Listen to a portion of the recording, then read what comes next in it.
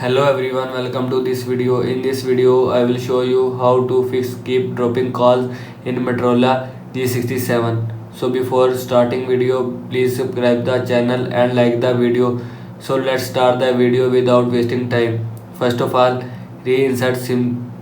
After reinsert SIM, restart device. Swipe down, open click setting panel. Click on power off icon. Click on restart. After click on restart, restart your device. Now go back. After that, reset network settings. Open setting. Now in settings, scroll down. Click on system. Scroll down. Click on reset options.